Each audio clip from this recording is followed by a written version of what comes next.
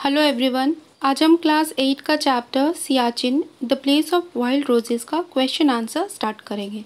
तो चलिए सबसे पहले हम स्टार्ट करते हैं क्वेश्चन नंबर 1 से। What does Siachen mean in the Baltic language?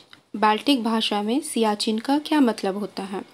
And the answer is sia in the Baltic language refers to the rose family plant widely found in the region and chin refers to anything found in abundance. Thus, the name Siachen refers to a land with an abundance of roses. सिया Baltic भाषा में इसका मतलब होता है rose family plant widely found in the region, means गुलाब का परिवार जो किसी एरिया में पाया जाता है। And chin refers to anything found in abundance, और चिन का मतलब होता है भारी मात्रा में पाया जाने वाला। तो इन दोनों को जब मिला दिया गया तो सियाचिन का मतलब होता है a land with N abundance of roses, एक ऐसा एरिया, ऐसा ज़मीन जहाँ पे बहुत ज़्यादा रोजेस होते हैं। नेक्स्ट क्वेश्चन है, why is the location of Siachen so critical? Location जो है सियाचिन का, जो सियाचिन जहाँ पे स्थित है, वहाँ का लोकेशन इतना ज़्यादा नाजुक या संकट में क्यों है?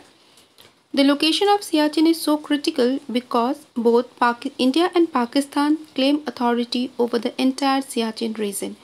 Between 1984 and 1999, frequent fighting took place between India and Pakistan to take control of the region.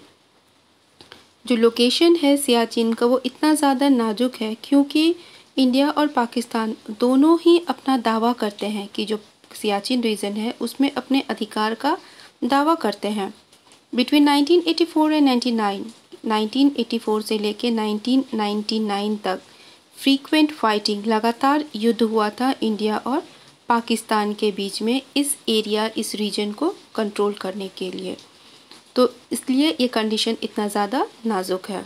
Next question है, how is normal life virtually impossible? यहाँ पे जो नॉर्मल लाइफ है सियाचिन में, एक आम जिंदगी जो है वो इम्पॉसिबल, असंभव क्यों है? Normal life is virtually impossible because almost everything freezes solid. Normal life impossible है क्योंकि हर कुछ यहाँ पे जम जाता है। Onions need to be cut, प्याज को भी काटना पड़ता है।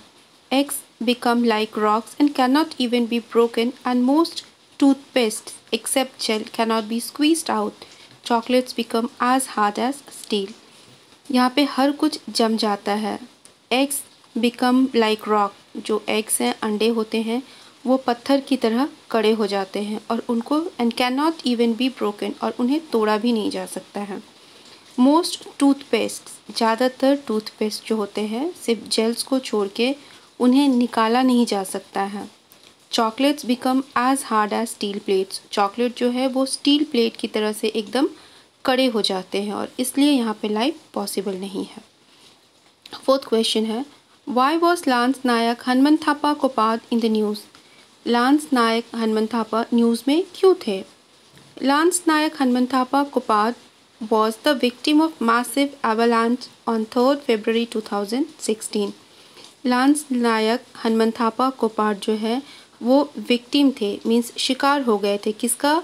तो बहुत बड़ा, मैसिव मीन्स बहुत बड़ा, एवलांच मीन्स बर्फ़ का जो बड़ा बड़ा चट्टान या पहाड़ का जो बड़ा बड़ा चट्टान गिरता है वो उसके शिकार हो गए थे 3 फरवरी 2016 में।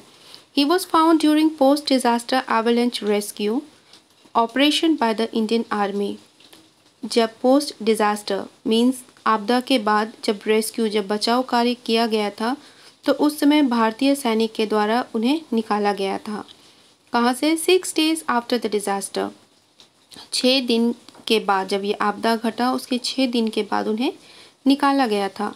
ही was rescued from 35 feet beneath the snow in -45 degree temperature. उन्हें जब निकाला गया था तो उस समय 35 feet नीचे से उन्हें निकाला गया और उस समय वहाँ का टेम्परेचर -45 डिग्री टेम्परेचर था। He could not survive for long due to multiple organ failure few days after he was rescued. जब उन्हें निकाला गया उसके कुछ दिन के बाद ही वो नहीं बच पाए थे। उनका रीज़न क्या था? Multiple organ failure. इसका मतलब होता है कि उनके जो बॉडी पार्ट्स थे वो काम करना बंद कर चुके थे। जब निकाला गया कुछ दिन के बाद ही उनका भी डेथ हो गया था।